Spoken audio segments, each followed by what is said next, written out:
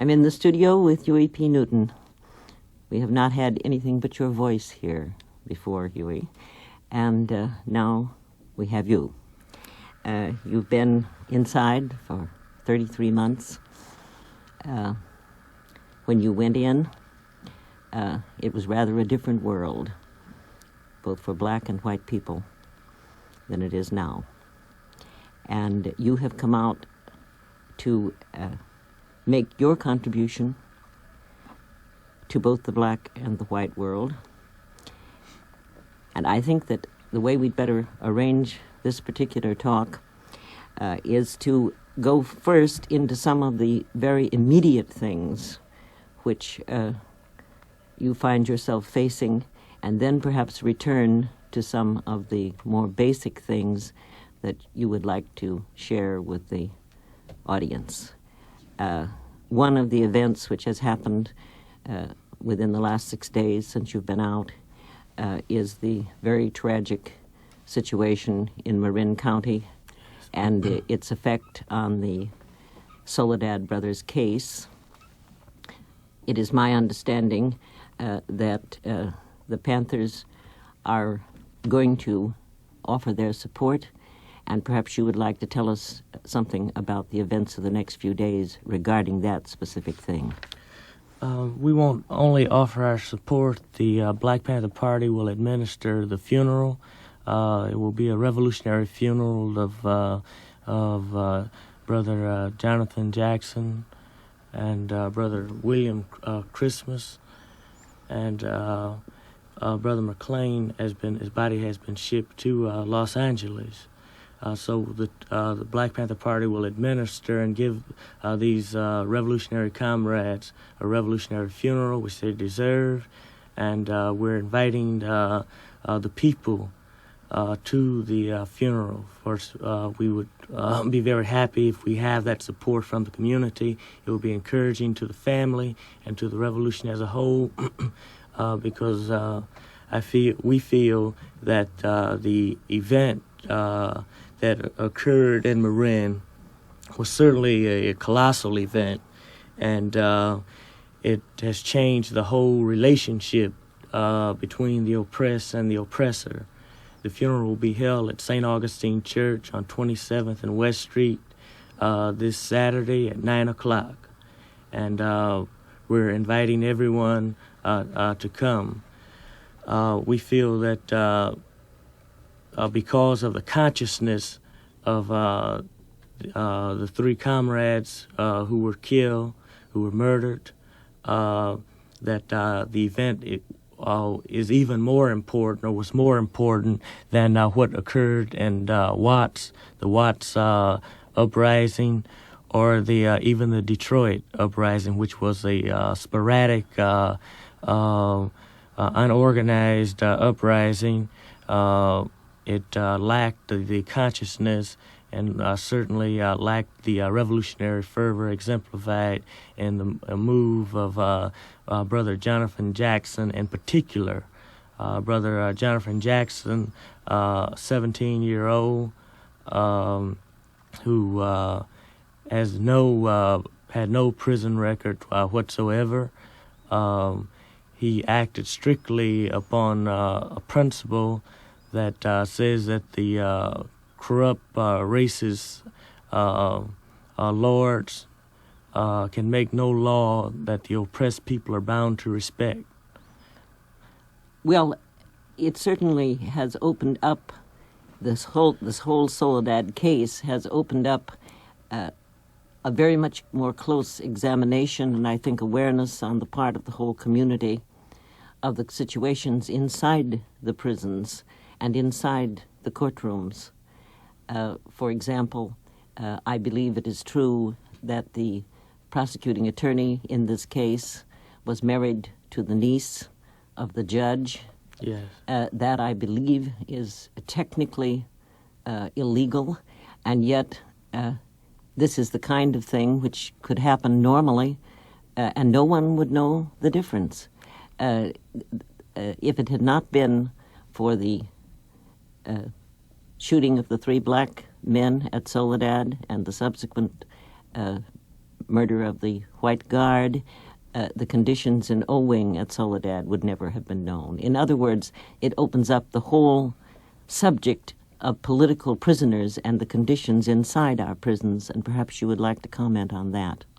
Yes, it's historically correct. As the struggle intensifies, as the battle intensifies, that the evils of the oppressor is focused upon.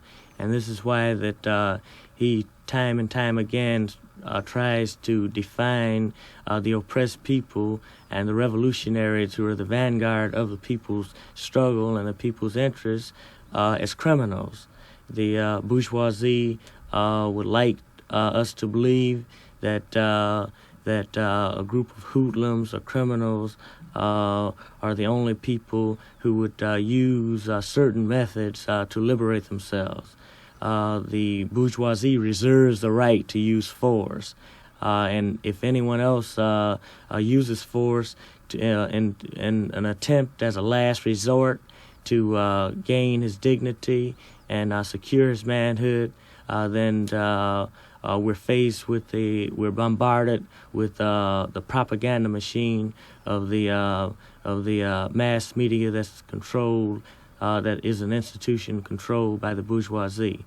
The Soledad brothers are also some very revolutionary brothers. They were framed up on the execution of a policeman at Soledad. Shortly after, 3 blacks were killed in the adjustment center, and 1 white wounded. And this was a planned assassination, and there was much evidence, and it was common knowledge among the prisoners exactly how the plot went. But this was suppressed, and subsequently the prison guard was given a justifiable homicide, as always. Shortly after this, the guard was killed, and which was a very revolutionary act. Some patriots, some members of the People's Revolutionary Force certainly did the act, but the 3 Soledad brothers are innocent. They were framed up because of a long history of speaking out against the treacherous tactics of the prison guards. George Jackson has spent some 10 years in prison on a 1 to life. Normally, a person would get out in 2 years or 2.5 years on a 1 to life. But because of his political consciousness, they felt him too dangerous to be on the street.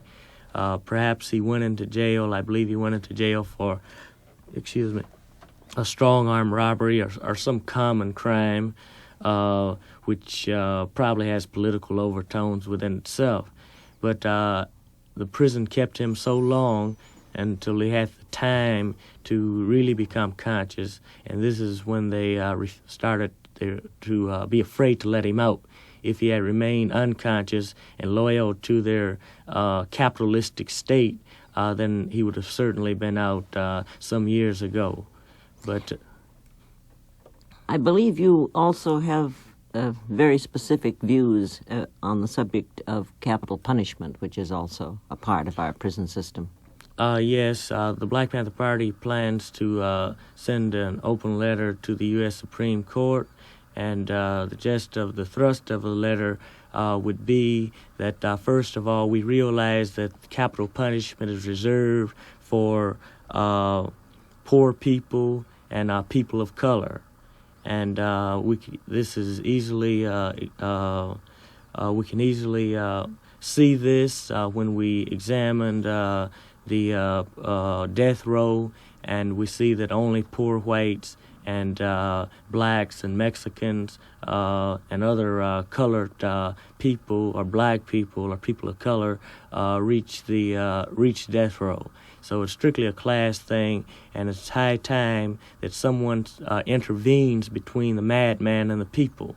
We view the judicial system as a is not only a corrupt institution that's there to preserve the status and the power of the bourgeoisie or those who own, but also as a group of treacherous murderers. And we will serve notice upon the Supreme Court because that something must be done. The death penalty must be outlawed, or else there will be a political consequence. We'll intensify the struggle, and we will stop this slaughter.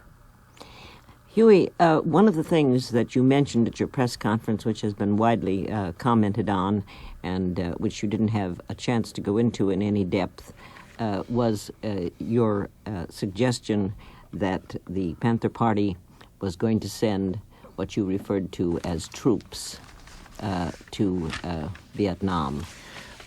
Yes, that we have committed a undisclosed number of troops to the Revolutionaries People's Republic of Vietnam, to the National Liberation Front, the provisional government in the South. We offered these troops and in a spirit of revolutionary solidarity, and we are awaiting a response. There's been some indication that the response will be favorable. The Vietnamese people and the people of the world in general are very impressed, and we feel justified in committing these troops, even though we realize we have many problems here, domestic problems, but we feel that because the oppressor also has domestic problems, and he still finds time to meddle in other people's business, to slaughter people throughout the world, certainly we can find time to aid our friends. Well, the question arises, what would the status of such people be? I've heard the word, wouldn't that be treason? My understanding of treason is when a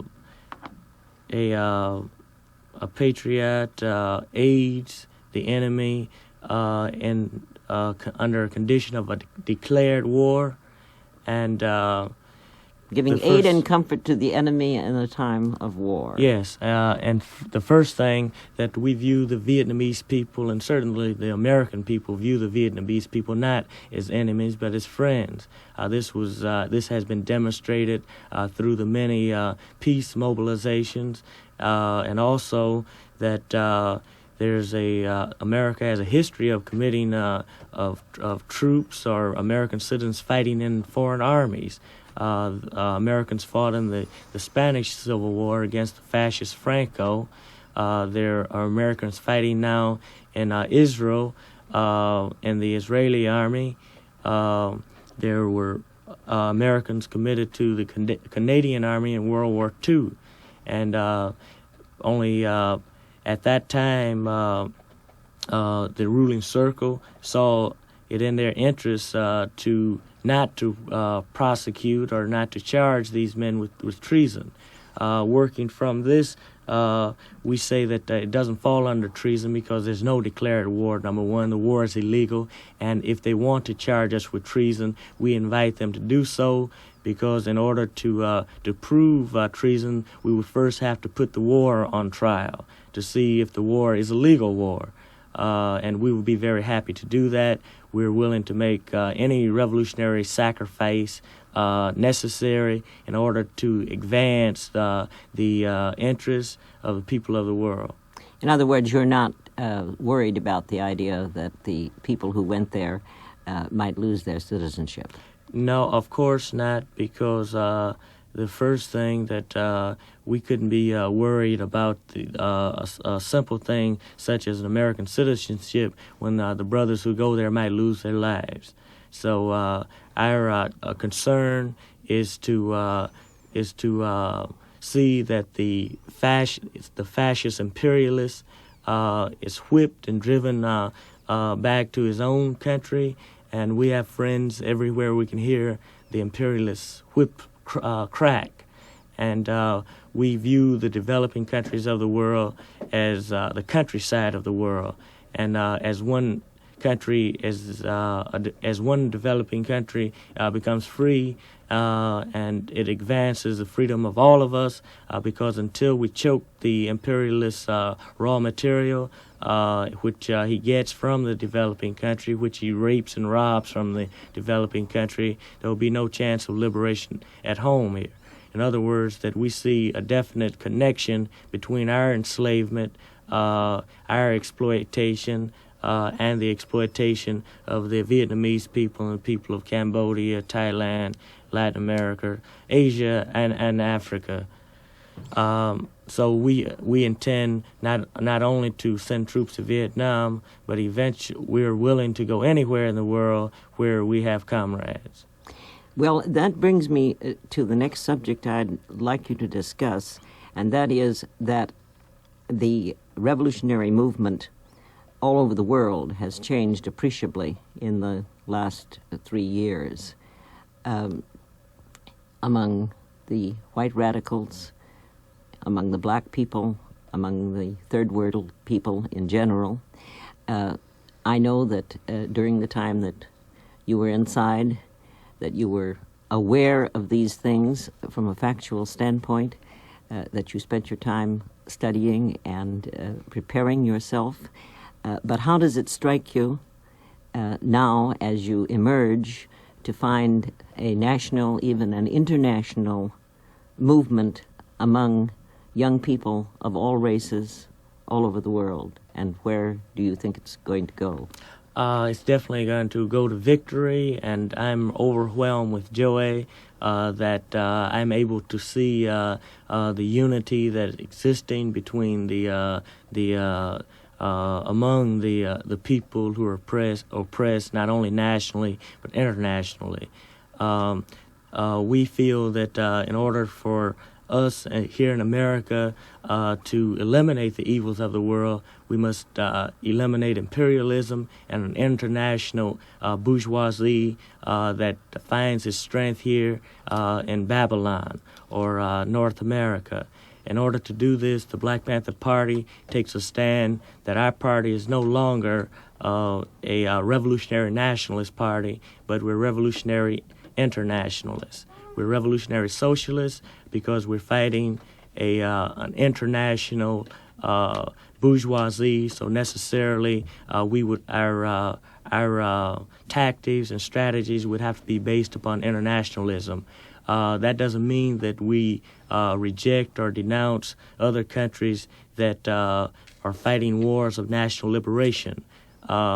Countries such as Vietnam, we feel that have a right for self-determination and surely independence, and because number one, that they've never oppressed other countries. They don't operate an empire, they operate a country, while America is no longer a country, but it's an empire. So therefore, we can't even speak in terms of nationalism, because nationalism perpetrated in this country has enslaved the world. This country has no right any longer to be a nationalist country, because it's stolen the wealth from every developing country in the world in order to build a high standard of living here for the ruling circle, that is. And because of these evils, that this country must think in terms of transforming the world and replenishing the world, sharing with the developing countries in a friendship way, and even being obligated to them. Obligated to them in the sense that this country has been a pirate and a robber, and now it's only justified that this country pays off. And this is why the party, the Black Panther Party, is hooked up with every struggling liberation front in the world, because only through this unity are we able to defeat such a powerful, treacherous enemy. And you do not see it either as a national struggle purely, nor do you see it as a racial struggle purely. It's not a... as far as this country is concerned, that the struggle cannot even take a national character. it must take an international character, because what you have is not a nation. It's an empire, so therefore we can't relate to it as something that it's not. As far as racism is concerned, that we realize racism is rampant in this country, and this is why that in spite of the fact that we're working towards a socialist society, we're not under the illusion that this would automatically wipe out racism. It's known in sociology that when a structure changes, or physical structure changes, or social structure changes, usually there's a lag between the attitudes or the values. It's called cultural lag. And I'm sure this concept would also be true when we receive our socialist victory. We'll lay the foundation or the structure to change the attitudes, but until that time, that we'll have to use certain precautions in order to protect ourselves from racism. And some of these ways we'll work is to ask for some autonomy in our community, complete control, matter of fact, of our local community, the institutions therein. We would like to operate our institutions as collectives or co-ops, if you will, owned by the whole community and supported by the national enterprises that will be centralized, but a public, that will be a public institution. For instance, General Motors, Standard Oil, and the big monopolies, the 76 companies that control the American economy. According to the Johnson's report on civil disorders, there's 76 monopolies or oligarchies that control the country. These we would demand that on every level that people of color be represented. But the various communities will place these administrators in, just as now elections are held to place mayors in and so forth. The wealth, there will be no profit any longer. It would only be a surplus, and this surplus from these national enterprises will be distributed in some sort of equal way to the many ethnic minority communities. All of the communities will receive a proportion of the wealth. So we call this proportional representation in a socialist framework. If there happens to be any whites living in the black community, or vice versa, or any Mexicans or Indians or any ethnic group member who would be a minority living in any of the other ethnic communities, then he will have a democratic participation in these institutions. In other words, that we will make sure that a foundation will be laid to work towards a society that will be essentially human, a culture that will be essentially human, and a revolutionary culture. And that is a culture that is dynamic and that is in constant change for the and with the well-being of man in mind. Well, when you speak of revolution, which means a number of things besides guns, I notice that that does not preclude in your mind things that might be termed reformist, in the sense, for example, of the Community Police Control Bill. You are in favor of people working for that type of reform measure. Yes, I believe that reform must be integrated with revolution. Reforms are all right. Reforms are good as long as they don't put up an obstacle to your final revolutionary goal. Many times reforms aid the revolutionary vanguard in mobilizing people against the oppressor. And in Berkeley now, that the Black Panther Party with members of the Peace and Freedom Party have worked to have the police decentralized. We're on the ballot now. I believe it took somewhat in the range of 15,000 signatures to get on the ballot, and we made that with ease. And I will ask the community to support this. I would like to ask all progressive people to support the decentralization of the police in Berkeley. This would be the police would be decentralized into 4 police departments: one for students, one for blacks, and one for white. This would the local community would erect a board to control the police behavior and to examine complaints from the community about the police. This way, the police will lose that character of being like a foreign army that's occupying territory, who don't live in the territory, but they only are there to ensure the interests of the wealthy or the property people in the area. We feel that this is a step in the right direction. It certainly is a necessary step, but it's not sufficient, and we realize it for what it is, as a step in the right direction, because the final victory will come when we're able to decentralize the wealth of such institutions as Bank of America and General Motors, and then make that wealth serve the interests of the people and not serve the interests of the profit monger. This will be the final victory of the people, but we must fight each battle at a time. And while the police are only the agents and the lackeys of the bourgeoisie and the big owners, we realize that in order for us to fight these big owners, we must fight the ordinary local police, which is the local foot soldier. Just as the Vietnamese, in order to fight American imperialism, must fight the ordinary soldier, who's only a lackey for the bourgeoisie and the ruling circle here in America.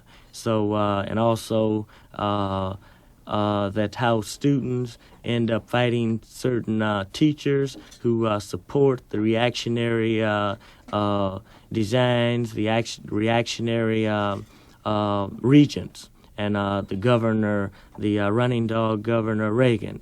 In order to down Reagan, much of the time we have to have conflict with their ordinary protectors, whether they're teachers, local police, or the military. We have to deal with that. But we know the final victory and the real meaningful victory will be to decentralize the wealth of the rich or oppressors. In other words, what you are saying is that you feel that reformism and revolution can and should go hand in hand in this society. Yes, as long as, or any other society, as long as your reform does not does not put an obstacle in the way of your final goal. There are many reforms I could think of, if handled in the wrong way, would make it impossible or very difficult for you to achieve your revolutionary goal. We must make very sure that our reforms are well thought out, and we explain to the people on the way the significance and also the dangers of accepting certain compromises from the oppressor. As long as we don't try to drop a plan on the people's head, and as long as we take their interests in consideration and give them time, even though much of the time they don't claim to be theoreticians or politicians or scholars, they don't understand, and we have to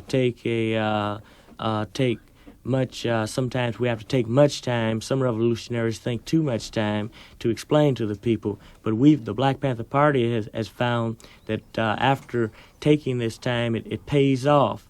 because we move even faster than we would have if we had attempted to just make conclusions for the people and go ahead without their support and without their help. That brings me to another question. How, Huey, do you visualize the development of the Black Panther Party? There's been a good deal of discussion as to whether or not this was a mass party or whether it was simply going to be an elitist leadership cadre focusing on education and so on, but not having a mass membership. Well, I don't think those terms that will fit squarely into either of the terms that you just given, because our party is a vanguard party, but its strength is based upon the mass support, and we work directly with the people in many programs. We're starting a shoe program where we will make shoes. When I was in prison, I found that many inmates became very expert, and many convicts became very expert in making shoes and boots. And these shoes are used to shoe the prison population, and also they're sold to other government agencies. Of course, the prisoners only get 2 cents an hour for this. But the point I'm attempting to make is that the community, many of the people in the community here in the North and the South, the children go without shoes. In the South, in Beaufort County, there's a tremendous problem of parasites. The people, as soon as they're cleaned up, the parasites have gotten out, are driven out of their stomachs, or they're cured. They pick up parasites again because they don't have shoes and they walk on the ground and pick them up. So we plan to buy, with the help of the people, to lease or buy an old shoe factory and put ex-convicts into these shoe factories, and the convicts will teach the people in the community how to make the shoes. And a work shoe can be made for about $1.50 or $2. And we plan to not only repair but to make shoes and shoe the children and the adults in the community and the South. So the party is a vanguard party, so therefore we don't expect millions of people to be in membership. But it's not a club or anything like that. And really we have millions of people in because everyone, we're working for the people's interests, and everyone who sympathizes and supports and does anything, we view him as a member. And he's certainly a member of the oppressed class, and therefore necessarily he's the backbone of the revolution. I think that this is almost a classical thing if we observe other revolutions in other countries, that in every case that most of the people in the country were not a member in the sense of holding office in the Revolutionary Band, but the Revolutionary Band was so dependent on the people until they would say that they could not be tracked by the regular army, because when they were with the people, they were like a fish in the sea. And we must be like that. We must, the community must support us to the point that when we're being pursued, they will give us aid without asking too many questions, because much of the time there's no time for such questions. I would like to back up a little and say something else about Moran. I named the three brothers who were killed. There's a fourth brother, a comrade, a revolutionary who's in the hospital by the name of McGee, Rochelle McGee, and that we have him in mind, and that I'm asking the people to support in every way. We also want to make a charge that the revolutionary people are never interested in murder, that it's only the oppressor who's interested in murder, and this was demonstrated in Moran because the revolutionaries did not did not fire the first shot. They were interested in getting out of the prison. The statement was made that by one of the comrades that I've been imprisoned so many years, too many years, that remove these chains. I must be set free, so help me God.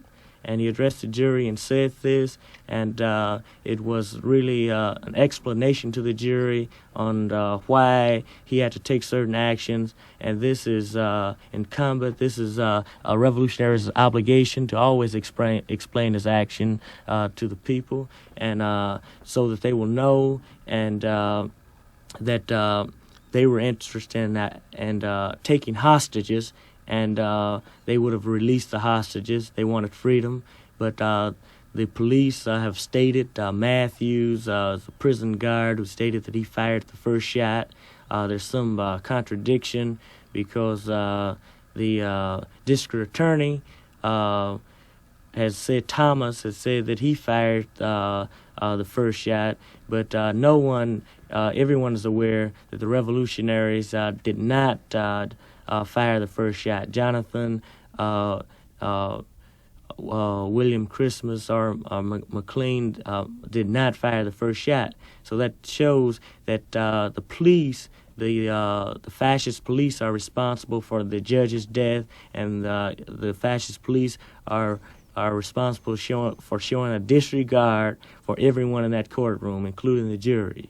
And I hope that the people see that for what it really is. It shows that the oppressor and the fascist police are more interested in apprehending some revolutionaries, more interested in that than preserving human life. And we charge them with that. We charge them with being insensitive to the people, and that is why that the Vanguard Party, with the help of the people, will now intervene in that struggle and intensify our struggle and go on to victory. What do you see as the developing relationship between the black radical movement and the white and third world movement? Before I answer that, I would like to say one other thing about Moran. Okay. Because I'm very disturbed about what happened in Moran in more than one way.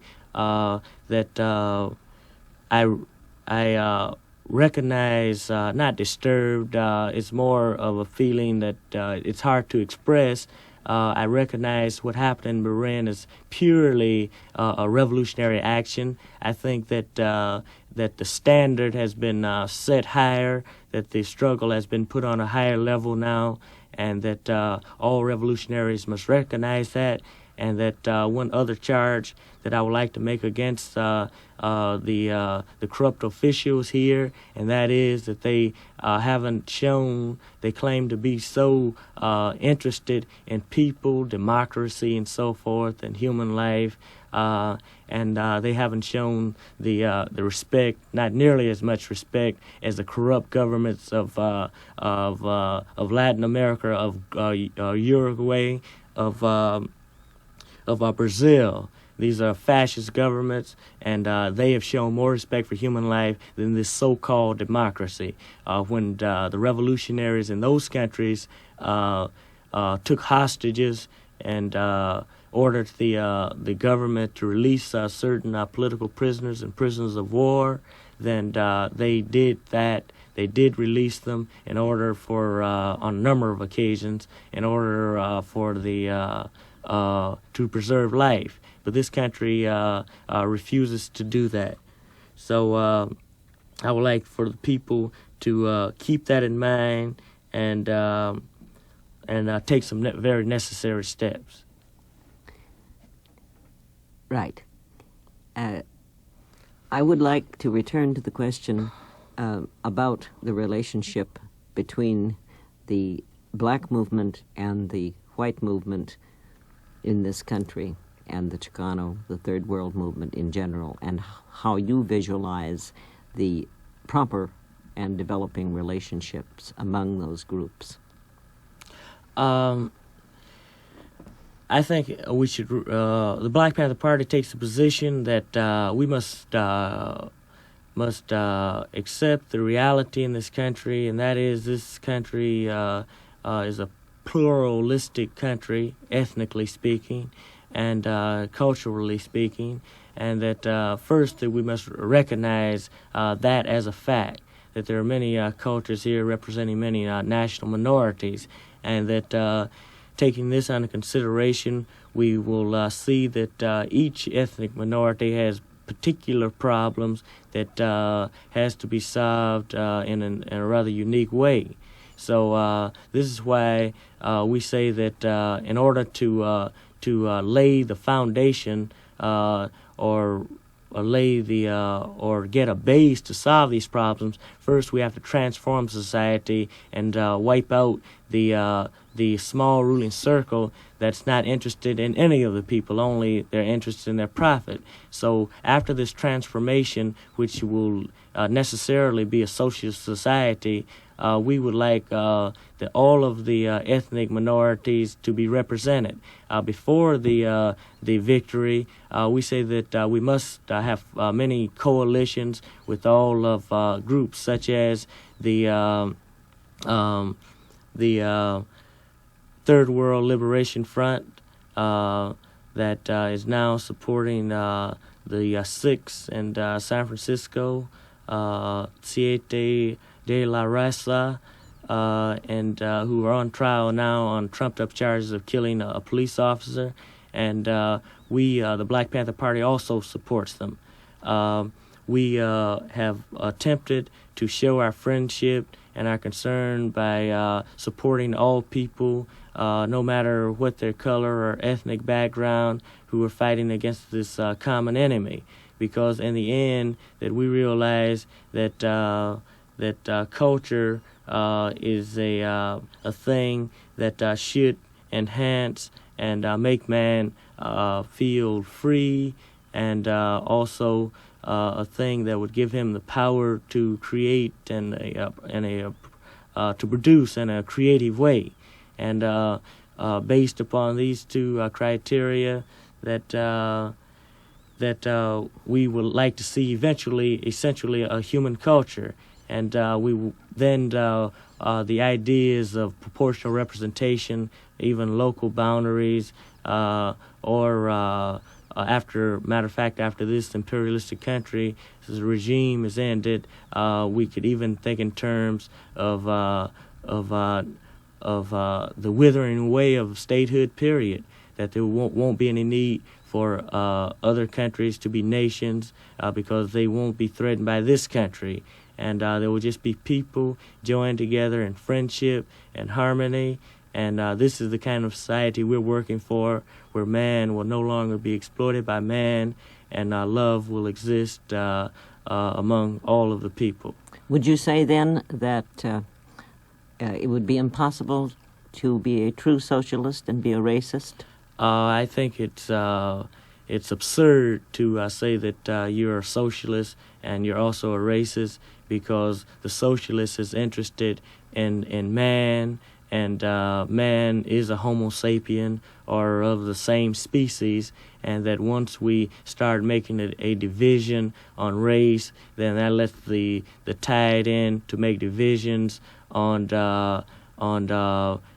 many other class breakdowns. So we want to see an end of the class system and all of the distinctions that would make one group privileged over another. That doesn't necessarily mean that we want an end to ethnic groups. We think there's a matter of beauty in the many our ethnic culture. It's rather like a bouquet. And I think if it's viewed this way, that the world will be a much happier place and a more interesting place, and it will be a coming together and a unity of man. And with that, as the Minister of Information, Eldridge Cleaver, said, we would have the essential miscegenation. And when our Minister of Information said this, he wasn't speaking entirely of race miscegenation, but he was speaking of that complex whole where man finally reaches a unity with himself and with every other living thing in the universe. And this would be the mingling and the transformation of everything from the prisoner that he is within himself, from the division and the loneliness, into a whole person and into what man can really be. And this is why that we hate the oppressor so much, because he seems to when he strikes us, he strikes down the best that humanity produces. When the brothers were killed and in Moran, humanity was struck a blow, because these were true revolutionaries interested in the people's struggle, but yet they were taken away from us. And the young Jonathan Jackson, I viewed him as a brother that should have been and probably would have been my successor. But he was taken away from us, and we're very unhappy about that. But the people will produce more leaders, and they will be stronger because they will inherit the legacy of Jonathan Jackson, the revolutionary fervor of William Christmas, and the courage of McLean. With these combinations, that we find new direction, and we find new strength in the future. Huey, there's another subject that I would like to have your comments on. It seems to me that both among the minority groups and the white group, there's a sort of division among the younger people between what I believe could be called the dropouts, the dope culture, the just get out of it entirely, and the people who are politically conscious. What is your view of how you intend to deal with the other side of the youth culture? I mean, I know that many of the younger people are actively involved in the political scene, involved in the ideas of the changes which are going on all around us. On the other hand, you do have large numbers of all races of the younger people who have simply opted out. Yes, I think that many of the young people now who've quote dropped out are going through a transitional period. Most of them are upper middle class whites, a few blacks, but mostly upper middle class whites. Students and so forth. These people are offsprings of the bourgeoisie. Their fathers, their families, or members of that class that we're fighting against. I think that it's a fair statement to say that these so-called dropouts have done a necessary thing as a first step, because they are what I call traitors to the bourgeoisie. They have left their the fold of that corrupt ruling circle. They repudiated the goals of that circle, and now they're tempting, groping for a place. They're outside of the people's movement, but at the same time they're in a twilight zone because they're also outside of the ruling circle. We find that the movement in general finds a fertile field in recruiting from this area, because after they drop out, then they come back in, but this time they come in with a new direction. They come in clean because they've denounced everything that their fathers have supported, and supported everything that he's denounced. So it's sort of it's a cleansing process. I think that speaking again of the working together, there in the near future, not in the near future, at this time, many of the left groups are joining into a larger vanguard party that's known as the New World Liberation Front. and the Black Panther Party has joined this liberation group, and as a caucus inside of the liberation group, and that many other the third world the liberation groups are also joining in, and the white leftists are joining in. So now we're coming up with a synthesis of all the revolutionary groups that's going to be wailed into a very sharp cutting instrument in order to advance the people's cause. There are a couple of other minority situations, or at least cleavages, on which I would like your comments. There are many groups of women today who are all categorized as women's liberation, and yet again they represent a variety of groups, only some of whom are politically conscious, and there are other groups like the homosexual groups. I would like your thinking on their relationship to what you're talking about. They definitely have a place in the revolutionary movement, the Women's Liberation Front. The Women's Liberation Front, some of the groups are politically conscious. Those groups of women who are politically conscious, we would like to unite with them, and we would like to also have unity with the homosexual groups who are also politically conscious.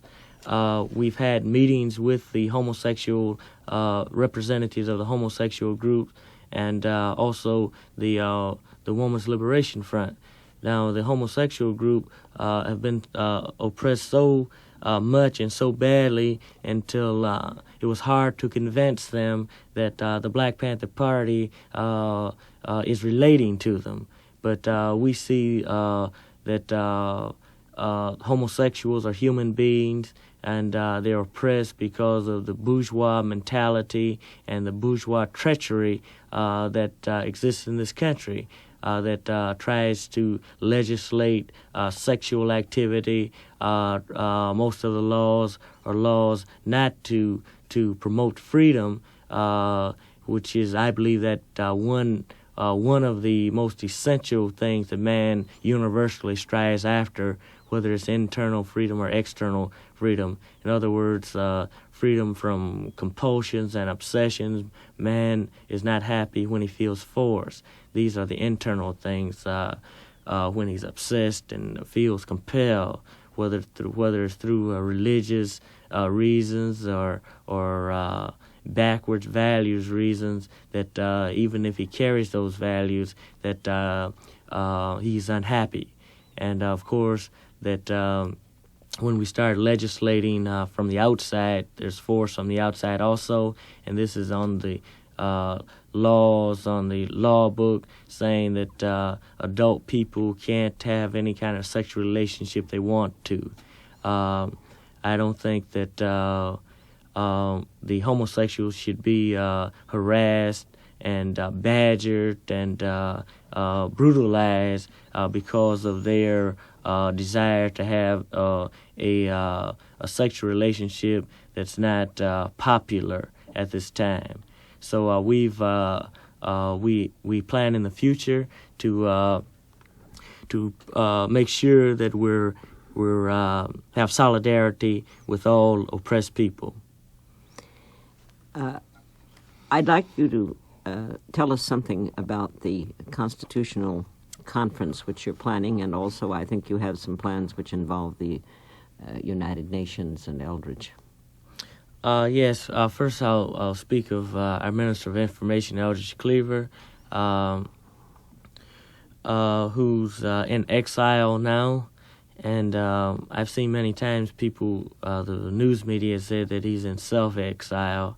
The government has said that he's in self-exile. But I disagree with that, he was forced to leave the country because the alternative was between death or in prison, because the foundation of the plot was already laid, and or going, working in Algiers and communicating with us and contributing to the movement. He's very much in touch. We talk to him just about every other day, and that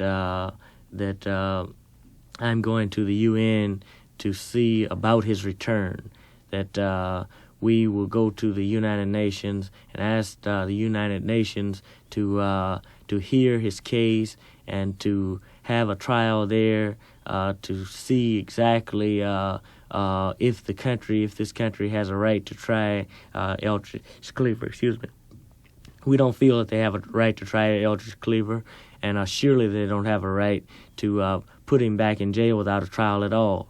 You must remember that Eldridge Cleaver left this country not because he was going to stand trial. He left this country because he was going to be put into prison without benefit of a trial, because of the pressure of the adult authority under the leadership of Ronald Reagan, who didn't like our Minister of Information very well.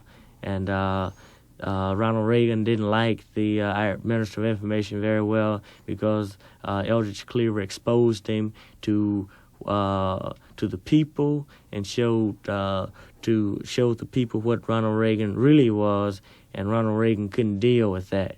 He couldn't deal with it at all, so he plotted to have our Minister of Information put into prison without a trial. So we're definitely going to do that. Was there some idea of a plebiscite under the United Nations, yes. or has that been changed? No, we still feel that blacks should be able to decide our destiny. We've been oppressed so long until we think that it's only our right for the UN to create a plebiscite to supervise a vote that will only be participated. Blacks will only participate in, and this will ask blacks exactly what we want to do, and whether they want to remain a part of this country and so forth.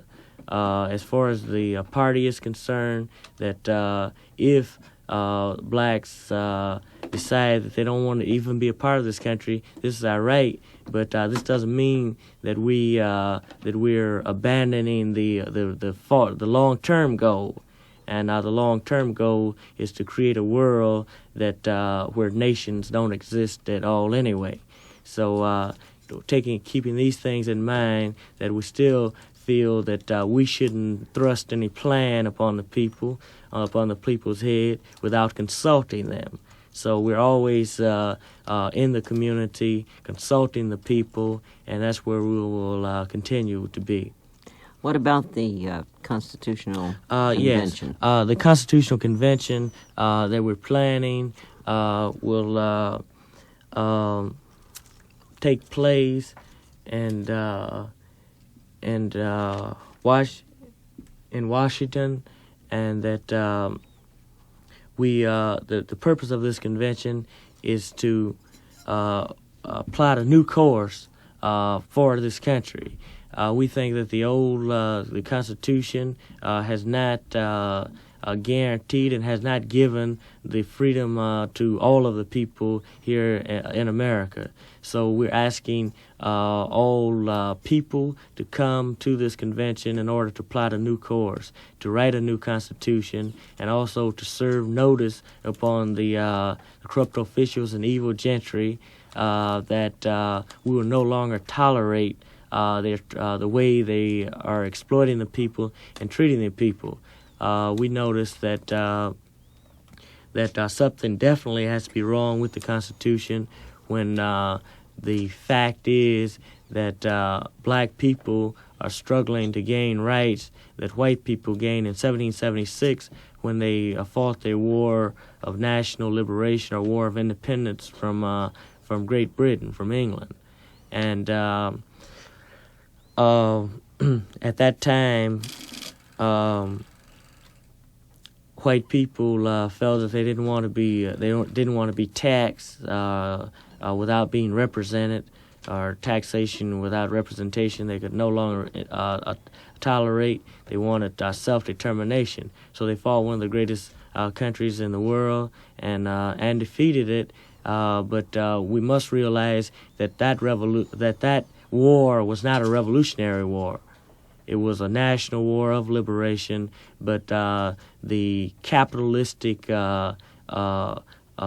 tendencies, the capitalistic characteristics of this country, of America, the United States then, remain. And the property class benefited by the revolution by the war more than anyone else, by the National War of Liberation. At that time, we blacks were slaves. We were slaves before the National War of Liberation of the United States, and we were slaves after that. Until 1865, matter of fact. So we're still the civil rights movement. The Black Panther Party views the civil rights movement as simply a continuation of the National War of Liberation that whites won in 1776. But as I said before, this was a bourgeois war, just as the civil rights movement has always been led by the bourgeoisie. And even though it is not only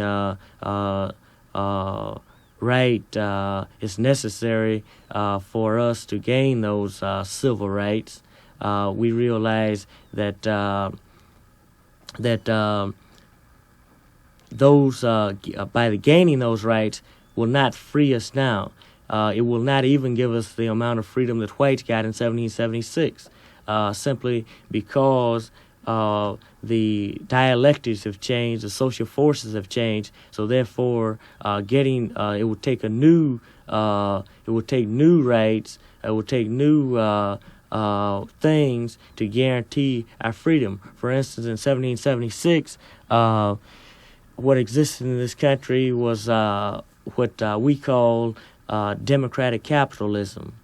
The economy of the country was immature. That one small landowner could compete against the other.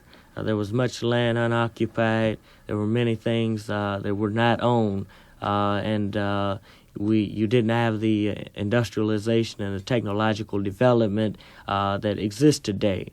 So many people were relatively free to engage in free enterprise or free competition.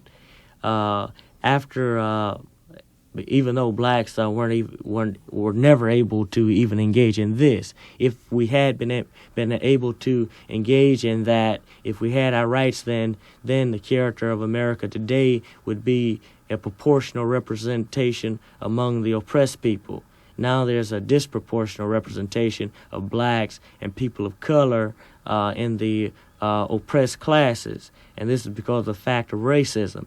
But if the history had been different, if we had gotten a 40-acre and the mule that Stevens thought was so important, and which I think was important, you would have not the kind of racial characteristic going along with also a class oppression. In other words, in America, we have we're not only oppressed as a class, as a poor class of people, we're oppressed as a caste. And that's because of our racial heritage. So this makes the oppression general even among the small bourgeoisie that exists. So, but because we didn't get the 40 acres and the 2 mules, we remain like a colonized people, you see. And even though it's not classical colonialism, because in classical colonialism, the colonized people are the majority, and the oppressor is the minority in a foreign country. America brought her colony home, and we're that colony. Now, how do we straighten all of this out? That I said that at one time that capitalism was even somewhat progressive when it was at the democratic stage. As capitalism matured, it went from democratic capitalism to monopolistic capitalism. And this meant that a few landowners after working black slaves, after exploiting black slaves and the land ended up with most of the bounty. And this is the people that President Johnson spoke of in his report on civil disorder. These are the people that compose the 76 companies, Rockefeller, Ford, and so forth. Because everything is owned now, the concept of black capitalism makes very little sense, because it would say it will encourage blacks to invest in a defunct economy. It's defunct in this country in the respect that there's no room for further national development. The ruling circle is not even investing their profits into this country any longer. And this is why they've moved from nationhood to imperialism or empire to imperialism, because they invest their profits in foreign countries. And they make factories there. They pay very low salaries to the people. They deplete the country, the foreign country, the developing country, of its riches, and bring them back home to support the overexpanded and depleted lands that are now America. So we say that black capitalism doesn't make any sense, and the only way that we can share in the wealth that we produce, because the workers produce all wealth, is to have a proportional representation in the socialist framework. That is to expropriate and to nationalize these private industries and administer them in a public fashion, so that each man will get a part of what used to be profit. It would only be a surplus that would be turned into consumer goods and distributed in some equal way, and also it would strengthen your local co-op, because your local co-ops will be coordinated with your national industry, which will be public. But this is so that we don't get that top-heavy kind of government, that we will have a people's government and a democracy. I notice in everything that you have said that it appears to me that your concept of socialism is not a doctrinaire one. The charge that you are all communists or that you are all Maoists, it seems to me that what you say adds up to the fact that you're approaching the idea of socialism from a pragmatic standpoint, in the view of this situation, racially, economically, and in its world position. Would that be correct, and could you expand on it? Yes, but not only that. I think that it's not so much as being doctrinaire. We're not doctrinaire, because we're more interested in really dealing with the social forces than adhering to some so-called Marxist-Leninist principle, which might not be Marxist-Leninist after all, because Marx himself said that one thing that I'm not a Marxist. And what he meant, that he wasn't going to follow any doctrinaire thing. He was going to use the science of materialism in a creative fashion, and that makes the true Marxist-Leninist, you see. But what is really happening is that we've carried Marxist-Leninism to a higher level. We say that the party, the Black Panther Party, is the greatest Marxist-Leninist of all times, and we're not bragging when we say that, but we realize that history has bestowed upon us an obligation, and that is to take the science and take the philosophy of Marx to its final goal, and that is to create a world that has an absence of statehood. And this is why in the first of my speech or my talk with you, I emphasize the fact that we're no longer revolutionary nationalists, that we don't believe in what's commonly called nationhood for America, you see. We believe that